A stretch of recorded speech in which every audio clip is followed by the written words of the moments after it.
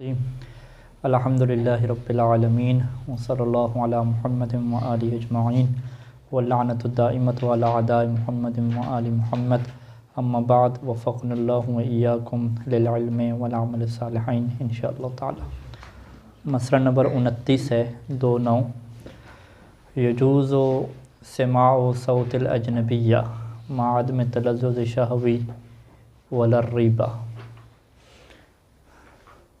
نظر کے یعنی دیکھنے کے احکام اور چھونے کے احکام کا جو ہے وہ ٹاپک ختم ہو گیا ہے، اور آخری مسئلہ کہ ایک نامحرم خاتون کے لیے کیا محرم سے گفتگو کرنا اور اپنی آواز کو چھپانا واجب ہے یا واجب نہیں ہے۔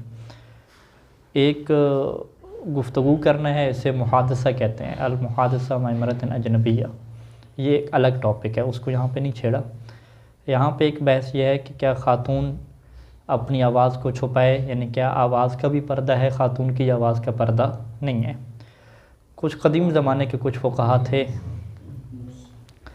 جن کی طرف یہ نسبت دی جاتی تھی کہ وہ خاتون کی جو آواز ہے اس کی بھی کیا پردے کے قائل تھے، مگر بہت سارے جو فقہا ہیں ان میں سے یہ سیستانی دامت ظل العالی بھی شامل ہیں کہ یہ خاتون کی جو آواز ہے، نامحرم خاتون کی آواز، اس کے پردے کے قائل نہیں ہیں، یعنی اس کے لیے پردہ کرنا واجب نہیں ہے، سوائے جو چند ایک مخصوص صورت ہے اس میں کیا ہے وہ قائل ہیں کہ خاتون اپنی آواز کو کیا چھپائے۔ تو سب سے پہلے کہتے ہیں کہ یجوز و جائز ہے سماع صوت الاجنبیہ، کسی خاتون کی آواز کو سننا۔ اجنبیہ کی جب تعبیر آ گئی تو اس سے مراد کیا ہے؟ نامحرم ہے، یعنی نامحرم کی جو نامحرم خاتون ہے اس کی آواز کو سننا جائز ہے، شرط وہی رہے گی کہ مع عدم تلذذ شہوی ولا الریبہ، نہ ہی جو ہے وہ جنسی لذت کا قصد ہو اور نہ ہی کہ حرام میں پڑنے کا خوف ہو۔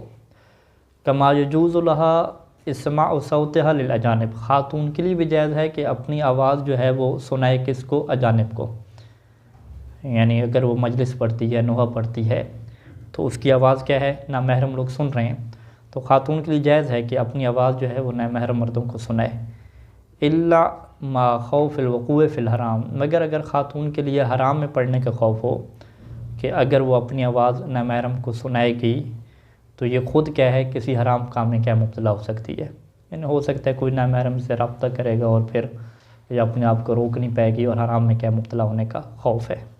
جس طریقے سے کہ یہی قانون دیا تھا چہرے اور ہاتھ کے پردے کے متعلق کہ خاتون کے لیے چہرے اور ہاتھ کو کھلا رکھنا اور نامحرم کو دکھانا جائز ہے، لیکن اگر خاتون کو خطرہ ہے کہ میں حرام میں مبتلا ہو جاؤں گی تو پھر اس کے لیے کیا یہ جائز نہیں ہوتا ہے، یعنی حرام میں مبتلا ہونے کا خوف ہو خود خاتون کو۔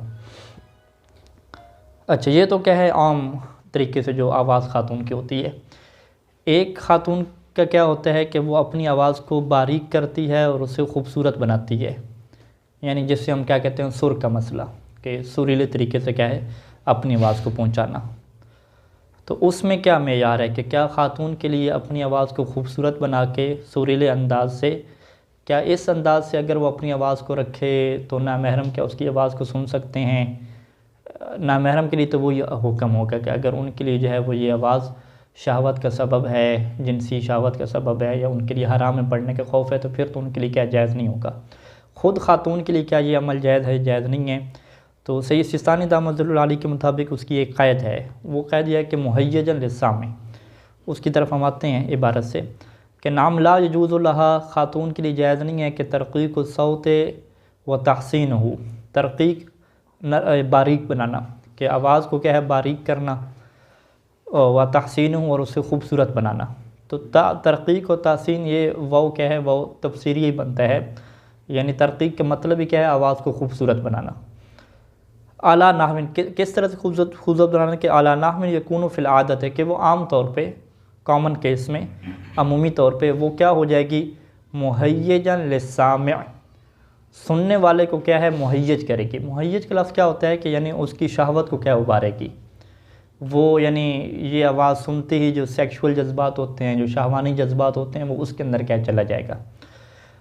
اگر اس طریقے کی وہ آواز بناتی ہے کہ کامن کیس یہ ہوتے ہیں، ہاں ممکن ہے کہ کوئی بندہ نہ بھی جائے، ٹھیک ہے، لیکن عادتاً کیا کہتے ہیں کہ عام طور پہ اس آواز کے اندر یہ کوالٹی پیدا ہو گئی ہے کہ جب بھی کوئی نوجوان لڑکے اس آواز کو سنے گا تو اس کی جو شہوت ہے وہ ابھر سکتی ہے، جنسی حوالے سے اس کے لیے یہ آواز کیا ہے، ہیجان انگیز ہے۔ وہ ان کا نہ محرم اللہ، اگرچہ وہ سامع کون ہو، سننے والا اس کا محرم ہو، یعنی اسے نام بھی بتائیں کہ یہ تمہاری محرم کی آواز ہے، پھر بھی اگر وہ سنے تو اس آواز کے اندر ایک ایسی کوالٹی پیدا ہو چکی ہے کہ جو وہ اگلے کو کیا ہے، جنسی شہوت میں کیا مبتلا کرے گی۔ اگر اس طرح والی سر ہے تو پھر تو کیا جائز نہیں ہے، یعنی پھر خاتون کے لیے اس طرح کی آواز کی سر لگانا، اس طریقے سے آواز کو خوبصورت بنانا کیا جائز نہیں ہوگا۔ تو لہٰذا یہاں سے ہمیں چیز سمجھ آتی ہے کہ جو خاتون کے لیے آواز کو خوبصورت بنانا ہے، یعنی سر لگانا ہے، اس سر کی بھی دو قسمیں ہیں۔ ایک وہ قسم ہے کہ جو یہاں پہ بیان کی عبارت کے اندر، ٹھیک ہے، کہ وہ سننے والے کے لیے کیا ہے، ہیجان انگیز ہے اور اس کی شہوت کو ابھارنے والی ہے عام طور پہ۔ اگر اس طرح والی سر ہے تو وہ کیا حرام ہو جائے گی خاتون کے لیے کہ اس طرح کی آواز کیا پیدا کرے۔ اور اگر کیا ہے اس کا الٹ کر لیں کہ سر تو ہے، آواز خوبصورت بھی ہے، لیکن وہ ایسی نہیں ہے کہ جس سے جو ہے وہ سننے والے کے لیے کیا ہے، وہ شہوانی جذبات کیا اس کے پیدا ہوں، اس طرح کی آواز نہیں ہے، یعنی خصوصاً جو نوحوں کی آواز ہے یا مجلس کی آواز ہے، اگر ایک عام طریقے سے سر سے پڑھا جا رہا ہے۔ یعنی آج کل تو مشکل ہو گیا ہے کہ یعنی جتنے میں نوحے وغیرہ ساری چیزیں آ رہی ہیں تو وہ گانوں کی طرز وغیرہ پہ پڑھتے ہیں، ٹھیک ہے۔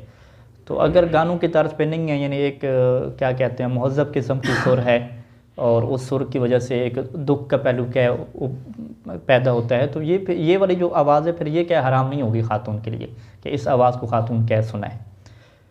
اور یہ جو پہلی صورت ہے کہ آواز کو اس طریقے سے بنانا کہ وہ سننے والے کے لیے ہیجان انگیز ہو، شہوت پیدا کرے، یہ پھر فقط خاتون کے ساتھ خاص نہیں ہوگا، یہ تو عمومی بھی ہم کیس لے کر جا سکتے ہیں۔ اگر کوئی لڑکا ہے، اگر وہ اس طرح کی آوازیں نکالتا ہے، اس طرح کی سر بناتا ہے کہ وہ جو کوئی بھی سنے گا تو وہ خصوصاً اسی وادی میں چلا جائے گا، شہوانی وادی میں چلا جائے گا، اس کی آواز کے اندر یہ خصوصیت ہے، تو وہ بھی کیا جائز نہیں ہوگی۔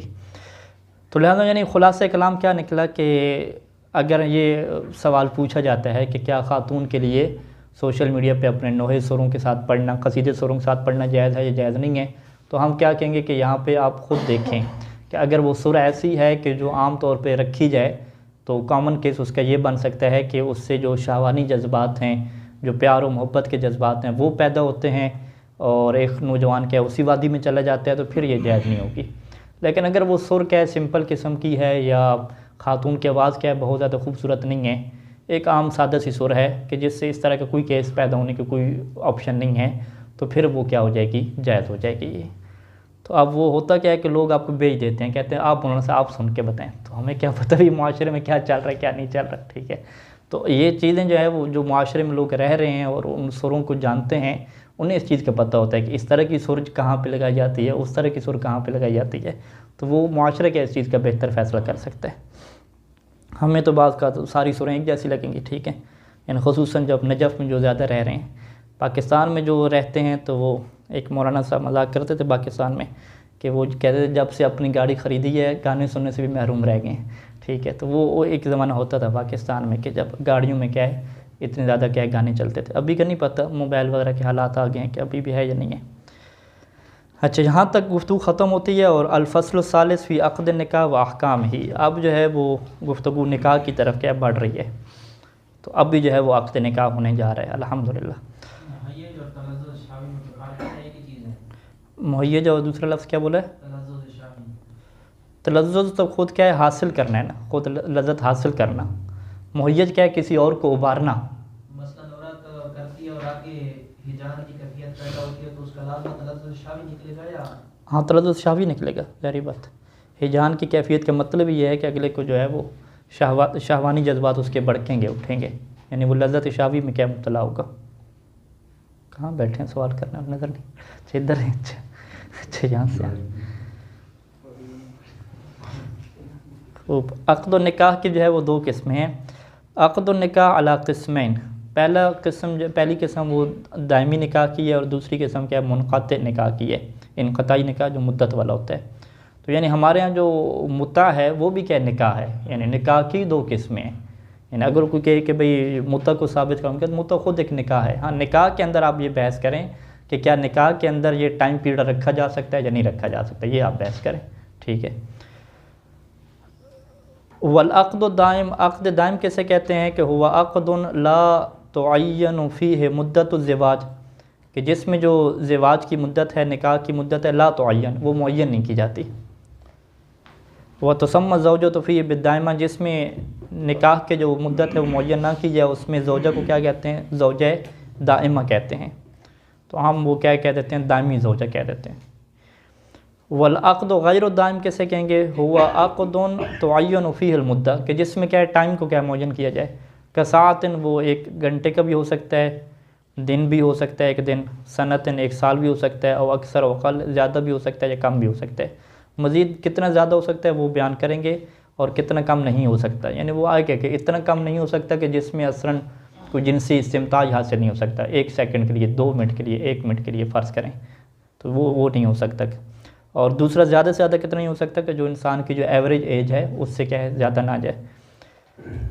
وتسمى الزوجة فيه بالمتع، اس میں بیوی کو کیا کہیں گے؟ اس میں خود بیوی کو کیا متع کہتے ہیں، اور والمتمتع بہا بھی کہتے ہیں بیوی کو، المتمتع بہا جس سے متع کیا گیا، اور المنقطع بھی کہتے ہیں، وہ دائمہ کے مقابلے میں کیا ہے؟ منقطع ہے، جدا ہونے والی۔ تو یہ کیا ہے؟ سمپلی 2 نکاحوں میں کیا فرق ہے؟ تو نکاح دائم میں کیا ہے؟ کوئی مدت نہیں رکھی جاتی، اور نکاح غیر دائم میں کیا ہے؟ ایک مدت کیا ہے؟ رکھی جاتی ہے۔ نتیجہ یعنی سیم نکلتا ہے، یعنی یہ جو اہل سنت حضرات ہیں جو نکاح مدت کو نہیں مانتے، اگر ان کے سامنے بھی یہی رکھیں کہ 2 دن کا نکاح کرتے ہیں اور 2 دن کے بعد کیا ہے؟ طلاق دیں گے، ٹھیک ہے، نکاح میں ذکر نہیں کریں گے مدت، بس یہ پہلے سے پلاننگ ہے ان کی کہ 2 دن کا نکاح کیا، اس کے بعد وہ کیا ہے؟ طلاق دے دے گا۔ اور اسی طریقے سے نکاح مدت کیا 2 دن کا، تو رزلٹ جو نکل رہا ہے وہ بالکل ایک جیسا نکل رہا ہے، وہاں پہ بھی 2 دن کے بعد طلاق ہو جانی ہے، یہاں بھی 2 دن کے بعد کیا بیوی نے جدا ہو جانا ہے، رزلٹ بالکل سیم ہے۔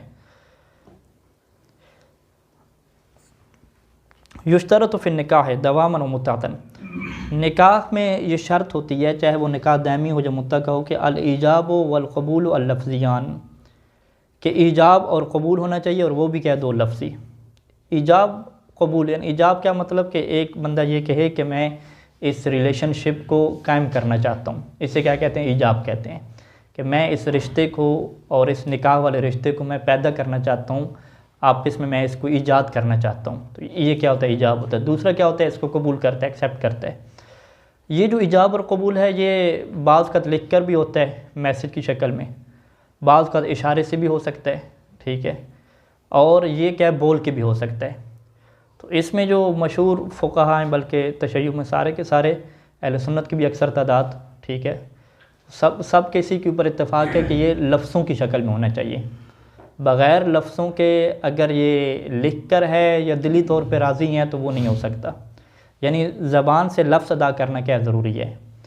الایجاب والقبول اللفظیان، دونوں کے دونوں کیا لفظی ہونے چاہیے۔ فرض کریں کہ ایک خاتون نے یہ کہا کہ میں آپ سے نکاح کرتی ہوں، یہ اس نے خبر نہیں دی، باقاعدہ ایجاب کیا، ٹھیک ہے، میں نے آپ سے نکاح کیا، میں آپ سے نکاح کرتی ہوں، میں آپ کے نکاح میں آتی ہوں، سوال نہیں کیا، بلکہ باقاعدہ کیا اس رشتے کو ایجاد کیا اس نے۔ تو جب اس نے ایجاد کیا تو مرد آگے کیا ہے؟ سر ہلا دے، فقط یوں کر کے اشارہ کر دے، تو آپ کیا کہیں گے کہ ایجاب ایک طرف سے لفظی ہوا ہے، لیکن جب قبول ہوا ہے وہ کیا اشارے سے ہوا ہے، ٹھیک ہے، یا وہ کیا ہے لکھ کے دے دے، اوکے لکھ کے دے دے، تو یہ بھی کیا نکاح نہیں ہوگا، یعنی دونوں کو دونوں لفظی ہونا کیا ضروری ہے۔ وہاں پر اگر ایجاب لفظی ہوا ہے تو پھر مقابلے میں جواب ہے وہ بھی کیا ہے؟ لفظوں کی شکل میں، تلفظ کی شکل میں کیا آنا چاہیے۔ ہاں اس کے ہیں، گونگے کے لیے اشارہ کافی ہوتا ہے، وہ بیان کریں گے۔ فلا یکفی مجرد تراضی القلبی، اگر دلی طور پہ دونوں راضی ہیں تو یہ کافی نہیں ہے، ٹھیک ہے، تو میاں بیوی راضی کیا کرے قاضی، یہ فقط رضایت پہ کیا نہیں چل سکتا، ٹھیک ہے، فقط رضایت پہ انہوں نے نکاح کیا تو قاضی وہاں پہ فیصلہ دے سکتا ہے کہ بھئی یہ نکاح نہیں ہوا، ٹھیک ہے، لیکن رضایت کے بعد کیا ہے؟ وہ الفاظ بھی کیا بولنا ضروری ہیں۔ کما لا تکفی علی الاحوط لزوماً، اسی طریقے سے احتیاط لازم کے طور پہ کافی نہیں ہے الکتابت و لکھ کے کرنا، یعنی میسج بھی ایجاب و قبول ہو، اس نے آڈیو میسج ادھر سے بھیج دیا، اس نے بھی آڈیو میسج ادھر سے بھیج دیا، یا لکھ کے بھیج دیا، یہ بلکہ کتابت تو لکھنے والے ہیں نا، آڈیو میسج نے ذکر نہیں کیا، ہاں یہ کتابت والا لکھنے والا کیا، ہاں آڈیو میسج کے یہاں پہ ذکر نہیں ہے۔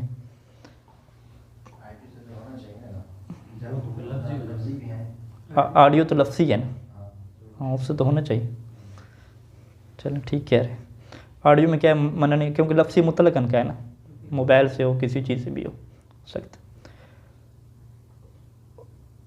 ولل اشارۃ المفہمہ، اسی طریقے سے وہ اشارہ جو سمجھانے والا ہو، جو بتانے والا ہو کہ بھئی یہ نکاح ہو رہا ہے، نکاح کا یہ اشارہ ہے۔ من غیر الاخرس، جو گونگا بندہ نہیں ہے اس کے لیے یہ اشارہ کرنا کہ جو واضح بتا رہا ہے کہ میں نے نکاح کو قبول کیا، سر اس نے ہلا دیا پورا، تو یہ بھی کیا کافی نہیں ہے۔ والاحوط لزوماً، ایک اور احتیاط لازم کیا ہے کہ کون الایجاب والقبول بالعربیت مع التمکن منہا، کہ اگر ممکن ہو عربی میں، یعنی عربی جاننے والے ہیں لڑکا لڑکی، تو ان کے لیے پھر کیا ہے احتیاط لازم یہ ہے کہ ایجاب اور قبول کس میں کریں؟ عربی زبان میں کریں۔ اب اسی مسئلے کو الٹ کیا بنے گا کہ اگر وہ عربی نہیں جانتے، یعنی عربی زبان میں ایجاب اور قبول نہیں کر سکتے، سیکھنا وہ الگ بات ہے، ابھی نہیں کر سکتے، ٹھیک ہے، تو ان کے لیے پھر عربی میں پڑھنا کیا شرط نہیں ہے، وہ اردو میں پڑھ سکتے ہیں۔ اور اسی طریقے سے مزید تفصیل آگے بھی آئے گی کہ اگر عربی میں نہیں پڑھ سکتے تو ان کے لیے وکیل بلانا بھی کیا ضروری نہیں ہے کہ وہ وکیل ایسا بلائیں کہ جو کیا وہ عربی والا ہو، بلکہ وہ وکیل بھی بلا سکتے ہیں کہ جو کس میں پڑھ سکتا ہے؟ اردو میں پڑھ سکتے ہیں، ٹھیک ہے، تو یہ کافی ہے۔ تو لہٰذا اس میں کیا آسانی ہے، فقط ایک صورت میں احتیاط واجب لگے گی کہ عربی میں پڑھ سکتے تھے پھر جان بوجھ کے کیا ہے عربی میں نہیں پڑھا، ٹھیک ہے، تو اس طرح تو کوئی نہیں کر سکتے، جو عربی میں پڑھ سکتے ہیں وہ عربی میں پڑھے گا، بلکہ جو عربی میں نہیں پڑھتے وہ بھی کیا سیکھ لیتے ہیں، مولانا سے کہتے ہیں کہ ہمیں سکھا دیں عربی کی کیا سیکھیں، کیونکہ اہل بیت علیہ السلام اور اللہ کے رسول وغیرہ کے جتنے بھی وہ نکاح وغیرہ کتابوں میں ذکر ہوئے ہیں تو انکحت و زوجت کے الفاظ کیا وہاں پہ ملتے ہیں، یہ والے کہ جسے ہم کیا کہتے ہیں کہ صیغہ نکاح ہے۔ وَيَكْفِي غَيْرُهَا یعنی غیر عربیہ، عربی کے علاوہ من اللغات دیگر زبانیں کہ المفہمۃ لمعنی النکاح والتزویج، کہ جن زبانوں میں کیا ہے نکاح اور تزویج کا معنی کیا ہے سمجھ آ جائے، ٹھیک ہے، اردو میں تو نکاح کو نکاح ہی کہتے ہیں، ٹھیک ہے، فارسی میں بھی نکاح کہتے ہیں، ہندی میں بھی نکاح کہتے ہیں میرے خیال میں، ہاں لفظ شادی شاید ہو، لفظ شادی استعمال کریں تو لفظ شادی اگر استعمال کیا جائے دیگر زبانوں میں تو یہ بھی کیا کافی ہو جائے گا، انگلش میں مثلا میرج کا لفظ استعمال کریں گے تو وہ بھی کیا کافی ہو جائے گا، یعنی نکاح اور تزویج کے معنی کو لفظ سمجھانے والا ہو عربی کے علاوہ کس بندے کے لیے کافی ہے؟ لغیر المتمکن منہا، کہ جو عربی بولنے کے اوپر کیا قدرت نہیں رکھتا، کہ جو عربی میں کیا ابھی نہیں پڑھ سکتا۔ وَإِن تَمَكَّنَ مِنَ التَّوْكِيلِ، اگرچہ اس کے لیے ممکن ہے کہ وہ وکیل بنائے مولانا صاحب کو، یہ ممکن ہے، لیکن پھر بھی کہتے ہیں کہ نہیں ضروری نہیں ہے، وہ اپنے نکاح خود کیا اردو میں پڑھ دے۔ تو اس کا مطلب ہے کہ یہاں سے جو ہے وہ مولانا حضرات جو نکاح پڑھنے والے ہیں ان کے لیے پرابلم پیدا ہو گئی ہے، ٹھیک ہے، تو ہم سیدھا عوام کو کیا بتائیں گے کہ بھئی آپ کسی بھی اپنی زبان میں جو جس سے لفظ شادی سمجھ آئے وہ اس ریلیشن شپ کو آپ کیا کرو خود بناؤ، ٹھیک ہے، ایک خاتون یا لڑکا فرض کریں لڑکی سے کہتا ہے کہ میں تمہارے ساتھ شادی کرتا ہوں، ٹھیک ہے، خواہش کا اظہار نہ کرے کہ شادی کرنا چاہتا ہوں، پرپوزل نہیں، سیدھا اس کو ایجاد کرنا کہ میں تمہارے ساتھ شادی کرتا ہوں، لڑکی کہے کہ ٹھیک ہے مجھے قبول ہے، یہ جملے دو یہ کافی ہو جائیں گے، ٹھیک ہے، یا اگر لفظ نکاح استعمال کریں تو اور زیادہ بہتر ہے کہ لڑکا کہے خاتون سے یا لڑکی کہے مرد سے کہ میں تمہارے جو ہے وہ خود کو تمہارے نکاح میں دیتی ہوں، تو لڑکا کہے کہ ٹھیک ہے مجھے قبول ہے، تو یہ کیا کافی ہو جائے گا، یعنی یہ سمپل کے جو لفظ ہیں اردو زبان کے یہ کیا ہو جائیں گے کافی ہو جائیں گے۔ باقی آگے شرائط آئیں گی کہ مہر وغیرہ کو معین کر لیں، اور مہر کو معین کرنا نکاح دائم میں کیا ہے ذکر کرنا بھی ضروری نہیں ہوتا، ٹھیک ہے، بڑا ایک شارٹ کٹ کا کیا ہے صیغہ بنتا ہے، تو اس طرح سے ہر کوئی پڑھ سکتا ہے، جب ہر کوئی پڑھ سکتا ہے تو وکیل بنانا بھی ضروری نہیں ہے، جب وکیل بنانا ضروری نہیں ہے تو پھر مولانا حضرات جتنے جو ہیں وہ یہ سارے سسٹم کیا ہو جائیں گے ختم ہو جائیں گے۔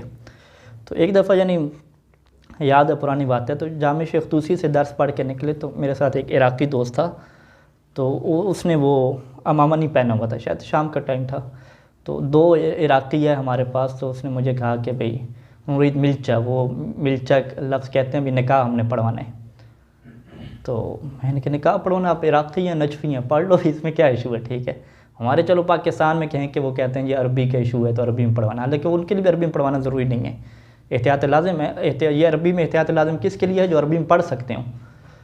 تو اس عراقی سے میں نے پوچھا بھئی کیوں کہہ رہے ہیں؟ کہتے نہیں یہ ہمارے یہاں رواج ہے کہ خود اپنے نکاح کوئی نہیں پڑھتے، ہمیشہ جو ہے مولانا سے بناتے ہیں، تو یعنی جو عربوں کے ہاں ہے جو عربی میں پڑھ سکتے ہیں یہاں پر بھی مولانا فٹ ہو چکا ہے نکاح پڑھوانے کے لیے، تو یہ بھی جدا نہیں ہو رہا ابھی تک، ٹھیک ہے، تو میں نے کہا بھی کیوں نہیں؟ وہ کہتے نہیں لاجل البرکہ، جی ہم برکت کے لیے کہ ایک اچھا شخصیت پڑھے گی مولانا پڑھے گا اس کے لیے، وہ خود بھی پڑھ سکتے، تو یہ عوام کا کیا کنسیپٹ ہے کہ برکت کی خاطر کیا ہے نکاح پڑھے جائیں۔ وگرنہ اہل بیت علیہ السلام کے دیکھیں اور نکاح انہوں نے سارے خود پڑھے ہیں، ٹھیک ہے، خود انہوں نے سیغے پڑھتے تھے اور خود کیا ان کا نکاح ہوتا تھا۔ ہاں خطبہ جو نکاح ہے اور جو وہ چیزیں کوئی اور بندہ پڑھتا تھا اس طریقے سے۔ یہ جو حضرت ابو طالب کا کہتے ہیں نکاح کا کہ رسول خدا کا نکاح پڑھا ہے، یہ بھی آپ عبارت دیکھیے گا، اس کے اندر آپ کو نکاح کے سیغے نہیں پڑھیں گے، خطبہ آپ کو ملے گا، خطبہ نکاح وغیرہ، رشتہ لے کر گئے تھے باقاعدہ انہوں نے نکاح پڑھا ہو یہ والے سیغے، یعنی مجھے نہیں ملے، آپ کو ملے تو مجھے بتائیے گا تفصیلی روایت میں۔ تو بہرحال خلاصہ کلام کیا ہوا؟ خلاصہ کلام کیا ہوا کہ نکاح کا جو ایجاب اور قبول ہے، یہ جو بندے عربی نہیں جانتے ان کے لیے اپنی زبان میں پڑھنا جائز ہے، اور فقط لفظ نکاح اور تزویج کہنا بھی ضروری نہیں ہے۔ ہر وہ لفظ جو ان کے معاشرے میں اس زبان میں نکاح کے لیے بولا جاتا ہے وہی لفظ کافی ہے۔ خاتون اس کو کہے کہ میں تمہارے ساتھ نکاح شادی کرنا چاہتی ہوں، وہ لڑکے کے قبول ہے، یہی کافی ہے بس، وکیل بنانا میں کیا ضروری نہیں ہے۔ الاحوط استحباباً، احتیاط مستحب کیا ہے کہ تقدیم الایجاب علی القبول، کہ ایجاب پہلے ہونا چاہیے قبول کے اوپر۔ ایجاب یعنی ایک بندہ کہے کہ میں یہ رشتہ کریٹ کرنا چاہتا ہوں، بنانا چاہتا ہوں، ایجاد کرنا چاہتا ہوں، اس کے بعد کیا اسے قبول کیا جائے۔ وَإِنْ كَانَ يَجُوزُ عَكْسُهُ أَيْضًا، اگرچہ اس کا الٹ بھی جائز ہے، ٹھیک ہے، الٹ کیسے؟ یعنی ایک بندے نے ابھی تک اس ریلیشن شپ کو ایجاد نہیں کیا، دوسرا کہے کہ یہ جو ریلیشن شپ ہو چکا ہے نا نکاح والے، یہ میں نے قبول کر لیا ایڈوانس میں، ٹھیک ہے، کیا اس طرح الٹ ہو سکتا ہے؟ کہتے ہیں اس کا الٹ ہو سکتا ہے کہ ایجاب بعد میں ہو، قبول پہلے ہو، لیکن اذا لم یکن القبول بلفظ قبلت او نحوی، پھر یہاں پہ جو ایجاب ہوگا نا وہ کیا نام ہے، قبول کو جو مقدم کیا جا رہا ہے وہ پھر لفظ قبلتو اور قبلتو کی طرح جو رضیتو ہوتا ہے، میں راضی ہوا، اس کے ذریعے سے نہیں ہونا چاہیے، ٹھیک ہے، کہ مجرد عن ذکر المتعلق، کہ فقط آپ قبلتو کہیں اور رضیتو کہیں، اور عن ذکر المتعلق کہ بھی کس چیز کو قبول کیا، قبلتو نکاح جس طرح ہوتا ہے، ٹھیک ہے، فقط قبلتو اور اس کے ذریعے سے نہیں ہو سکتا، ٹھیک ہے، یعنی یہ ایک بحث ہے کہ اگر ایک طرف سے ایجاب ہوتا ہے کہ انکحتو کا، میں تمہارے ساتھ نکاح کرتی ہوں، تو مرد فقط قبلتو کہے تو یہ کافی ہے، یہ کافی نہیں ہے؟ کہتے ہیں کافی ہے۔ اس کے بعد متعلق ذکر کرنا نا قبلتو نکاح، یہ نکاح کا لفظ یہ ذکر کرنا واجب نہیں ہوتا، ضروری نہیں ہوتا، ٹھیک ہے، یعنی ایک اس دن واٹس ایپ پہ میسیج آیا تھا، ایک مومن کہہ رہے تھے کہ آپ ہمیں عربی کا صیغہ سکھائیں، تو ہم نے کہا اپنے نکاح خود پڑھنے، تو میں نے کہا خاتون آپ سے کہے گی انکحتو کا، اور آپ کہیں گے کہ قبلتو، کہتے بس اتنا؟ میں نے کہا بس اتنا ہی ہے، اور کیا، مہر آپ معین کر لیں، خاتون کے انکحتو کا، آپ کہیں قبلتو، متعلق ذکر کرنا ضروری نہیں ہے۔ تو میں نے کہا یہ جب آپ خود پڑھ رہے ہوں، تو میں نے کہا آج کے زمانے میں کون خود پڑھتے ہیں اپنے نکاح؟ تو یہ میں نے کہا آپ فرضی سوال کر رہے ہیں، کہتے نہیں میں اپنا نکاح خود پڑھ رہا ہوں۔ میں نے کہا بڑی بات ہے، پاکستان میں اپنا نکاح خود پڑھ رہے ہیں۔ پھر اس نے کہا مولانا صاحب یہ میری تیسری شادی ہے تیسری شادی ہے، اور میں اس کا کہنے کا ہم خود پڑھ رہے ہیں، خاتون یہ کہے گی جملہ، تو وہ کیا، میں نے کہا بڑی بات ہے، ایک نوجوان سا لڑکا تیسری شادی کی ہوئی ہے اس نے، کہ بڑی بات ہے، مولانا راسب کو یہ کراس کر کے وہ دوسری بار تیسری شادی، اور وہ بھی خود والے نکاح والی، تو یعنی یہ آسان ہے۔ تو یہاں پہ کیا کہتے ہیں کہ یجوز عکسو، کے الٹ ہو سکتا ہے کہ قبول پہلے آ جائے، ایجاب بعد میں ہو، لیکن وہ جو قبول پہلے آئے گا نا اس کے اندر شرط کیا ہے کہ وہ قبول کیا ہونا چاہیے، لفظ قبلتو وغیرہ کے ذریعے سے نہیں ہونا چاہیے کہ جو متعلق سے کیا ہوتے ہیں، خالی ہوتے ہیں۔ فجسے ہو، پس کیسے پہلے آئے گا قبول؟ فجسے ہو ان یقول الرجل، مرد کیا کہے گا، اتزوج کے علی الصداق المعلوم، کہ میں تمہارے ساتھ شادی کرتا ہوں، صداق مہر کے معنی میں آتا ہے، جو مہر ہمیں معلوم ہے، ہمیں معلوم ہے کہ کتنا مہر ہم دوسرے کو دے رہے ہیں، اسی مہر کے اوپر میں تمہارے ساتھ کیا ہے، شادی کرتا ہوں۔ اتزوج کے، یہ یعنی لفظ کون سے آئے گا، اتزوج کون سا صیغہ بنے گا، فعل مضارع میں چلا جائے گا نا، ٹھیک ہے، مضارع متکلم کا صیغہ بن جائے گا، یعنی یہاں پہ اس نے جو لفظ بولا ہے وہ ماضی والا نہیں بولا بلکہ مضارع والا بولا ہے، کہ میں نے تمہارے ساتھ شادی کر لی ہے، ٹھیک ہے، میں نے تمہارے ساتھ شادی کر لی ہے، مذکورہ کیا ہے، مہر پہ، ٹھیک ہے، اسے کیا کہتے ہیں، قبول کو مقدم کرنا، یعنی وہ یہ نہیں کہہ رہا ہے کہ میں تمہارے ساتھ شادی کر رہا ہوں، تمہارے نکاح میں آ رہا ہوں، یہ نہیں ہے، اگر وہ نکاح میں آ رہا ہوں تو یہ ایجاب ہو جائے گا نا کہ وہ کریٹ کر رہا ہے رشتہ، پھر خاتون کے کہ ٹھیک ہے میں نے قبول کیا، نہیں، اس نے کہا ہے کہ میں مذکورہ جو مہر ہم نے طے کی ہے نا، اسی مہر پہ میں تمہارے زوج بن چکا ہوں، تمہارا شوہر میں بن گیا ہوں، ٹھیک ہے، یہ کیا پہلے سے قبول کر لے، ایڈوانس قبول کر لے، اس نے کچھ کہا بھی نہیں ہے، اس نے کہا کہ مذکورہ مہر کے اوپر میں تمہارا شوہر بن چکا ہوں، تمہاری زواج میں آ چکا ہوں، ٹھیک ہے، آگے سے خاتون پھر کیسے ایجاب کرے گی؟ فتقول المرأۃ نام، خاتون کے نام ہاں، اس نے کہا ہاں، اور اس نے کیا کہا کہ میں تمہارا شوہر بن چکا ہوں. تو یہ اردو میں آپ کنورٹ کر لیں تو یہ بھی کیا ہو سکتا ہے؟ جب نکاح تو کہتے ہیں اس کا مطلب ہوتا ہے میں نکاح کر رہا ہوں. ہاں تزوج مضارع کا حال کیا ہے؟ تو حال کے معنی میں نہیں تو پھر بھی نکاح تو والا مطلب ہی ہوگا. نہیں یہاں پہ ہم نے قبول کو مقدم کرنا ہے نا، الٹ کرنا ہے. عکس کی یہ مثال ہے نا. تو عکس میں اردو میں ترجمہ کیسے کریں گے؟ یعنی پہلے کیا تھا؟ تقدیم الایجاب علی القبول، پہلی لائن میں دیکھیں. یجوز عکس کا کیا مطلب ہوگا؟ قبول پہلے اور ایجاب بعد میں ہو نا، ایسے ہی ہے نا. تو اس کو قبول کیسے بنائیں گے؟ پہلے تو ایسے ہی بنائیں گے کہ میں تمہارا شوہر بن چکا ہوں، یہی ایسے ہی بنائیں گے. میں تمہارے ساتھ شادی کر چکا ہوں، یوں قبول بنائیں گے. ہاں جملہ خبریہ ہے، یعنی ایک طرح کا یہ بنائیں گے. لیکن جملہ خبریہ جو ہے تو ہم نے وہ کہتے کہ یہ حال کے معنی میں یا استقبال کے معنی میں ہوگا. تو حال کے معنی میں نا، ابھی ہو چکا ہوں تمہارا شوہر. اچھا ہو چکا ہوں، یہ ماضی آپ کہتے ہیں.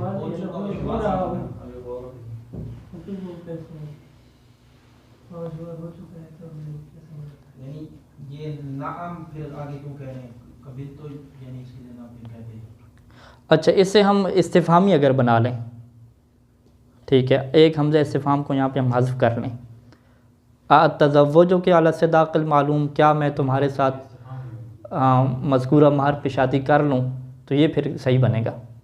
ٹھیک ہے، یعنی اس سے ہم کیا کہہ رہے ہیں کہ وہ قبول کر رہے ہیں. قبول یعنی مقدم ہو رہا ہے. وہ یہ نہیں کہہ رہے کہ میں نکاح کو ایجاد کر رہا ہوں، وہ قبول کر رہے ہیں کہ میں تمہارے ساتھ مذکورہ مہر پہ کیا میں شادی کر لوں؟ تو خاتون جواب ہے کہ نعم، ہاں، تو یہ ہو جائے گا. اور یقول الرجل، یا مرد کہے کہ قبل تو تزوج بک علی الصداق المعلوم، کہ میں نے تمہارے ساتھ مذکورہ مہر پہ شادی کو قبول کر لیا ہے. ہاں یہ والا صحیح بنتا ہے. یعنی پہلے والی مثال اتنی واضح نہیں ہو رہی، اللہ کہ اسے استفہام میں لے کر جائیں کسی اور طریقے سے. دوسری مثال کیا واضح ہے؟ دوسری مثال بالکل واضح ہے کہ مرد قبول پہلے کیسے کر رہا ہے؟ قبول پہلے آ رہا ہے، ایجاب بعد میں آ رہا ہے. وہ ایڈوانس میں کہہ رہا ہے کہ جی میں نے تمہارے ساتھ شادی کو قبول کر لیا، میں نے تمہارے ساتھ نکاح کو قبول کر لیا ہے اس مہر پہ. پھر خاتون کیا کہ خاتون کہ زوجتو کو نفسی، کہ میں اپنے آپ کو تمہارے نکاح میں دیتی ہوں، ٹھیک ہے، تمہارے ساتھ شادی کرتی ہوں. تو یہ ہو جائے کہ قبول پہلے آ گیا اور ایجاب کیا بعد میں آ گیا.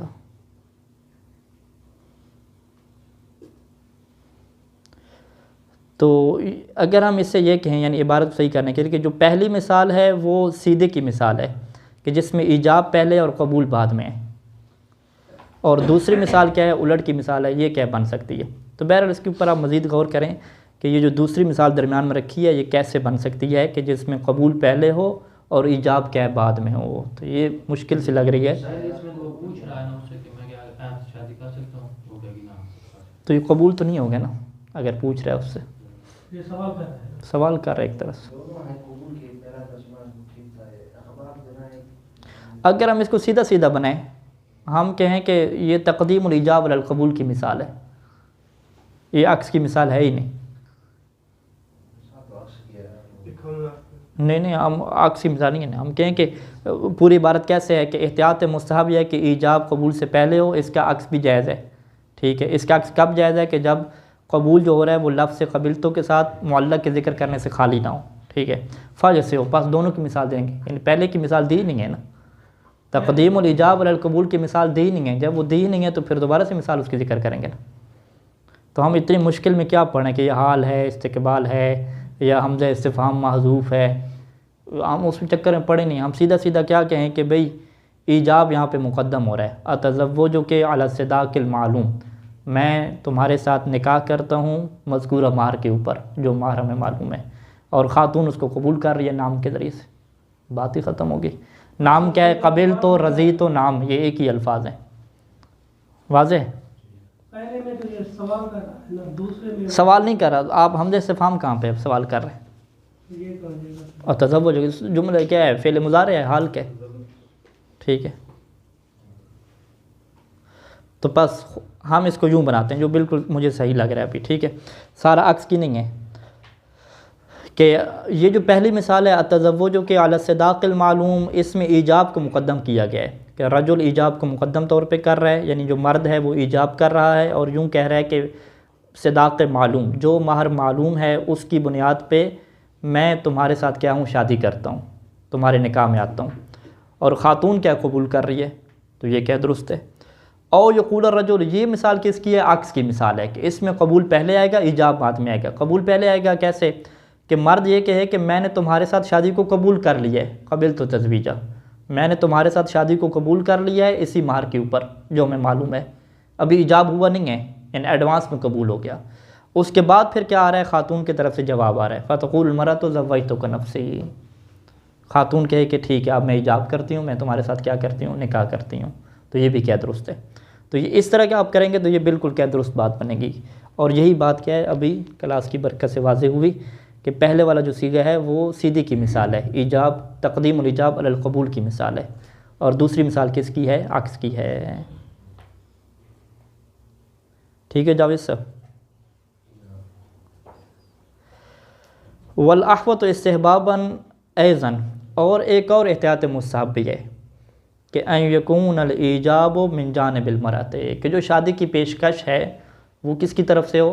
خاتون کی طرف سے ہو۔ والقبول من جانب الرجل، اور قبول کس کی طرف سے ہو؟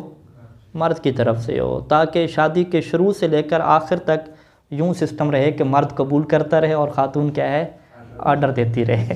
ٹھیک ہے، تو یہ کیا احتیاط مستحب ہے؟ احتیاط مستحب ہے کہ جب شادی کی ابتدا ہو تو اس میں خاتون مرد کو جا کے یہ کہے کہ انکحتک، میں خود کو تمہارے نکاح میں دیتی ہوں، مرد کہے کہ قبول ہے، پھر ایک قبول ہے کہہ دے تو اس کے بعد پھر کیا لائن لگ جائے۔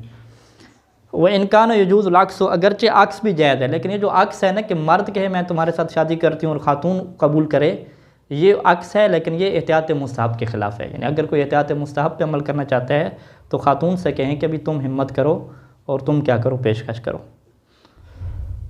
اچھا اس میں الٹ ہے، یعنی جو رشتہ لے کر جانا ہے وہ مرد کی طرف سے، یعنی پرپوزل کس کی طرف سے جائے گا؟ مرد کی طرف سے جائے گا۔ مرد کیا کرے گا؟ خواستگاری کرے گا، اگرچہ لکھا نہیں ہے، ظاہر یہ ہوتا ہے روایات سے، اور خاتون وہاں پہ کیا قبول کرتی ہے، رشتے کو ایکسیپٹ کرتی ہے۔ لیکن جب نکاح کی باری ہے تو پھر نکاح کا جو ایجاب ہے وہ خاتون کی طرف سے پہلے ہونا چاہیے، اس کے بعد مرد کیا ہے؟ قبول کرے۔ اچھا رسول خدا کی زندگی میں الٹ ملتا ہے کہ حضرت خدیجہ کی طرف سے کیا ہے؟ پرپوزل آیا تھا۔ تو یہ الٹ اور سیدھا اس میں صحیح ثانی نہیں، یعنی ابھی جو پیچھے گزرے ہیں بحث، وہاں پہ کوئی واضح طور پہ فتویٰ نہیں دیا کہ رشتہ لے کر کون جائے، مرد کی طرف سے جائے یا خاتون کی طرف سے جائے، وہاں پہ کچھ نہیں کیا۔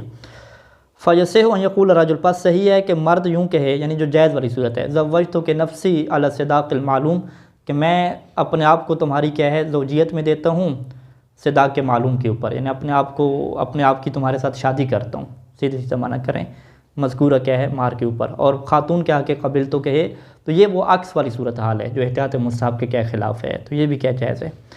اچھا یہاں تک جو بات واضح ہوئی کہ ہمارے یہاں نکاح میں صیغہ شرط ہے، اور یہ صیغہ کیا ہے؟ کوئی پہلے مرد کہے، خاتون کہے، نکاح والے الفاظ ہوں، غیر نکاح والے ہوں، کسی اور زبان میں پڑھا جائے، یہ سارے کہیں جائز ہیں۔ تو اب یہاں سے یہ سوال اٹھتا ہے کہ اہل سنت کا جو نکاح ہے کیا ان کا نکاح ہمارے ہاں ٹھیک ہو یا ٹھیک نہیں ہوگا؟ تو جواب واضح ہے کہ اہل سنت کے نکاح میں صیغے پڑھے جاتے ہیں یا نہیں پڑھے جاتے ہیں؟ ہم کہیں گے صیغے پڑھے جاتے ہیں۔ ان کے ہاں صیغے کیسے پڑھے جاتے ہیں؟ سوال جواب کی شکل میں۔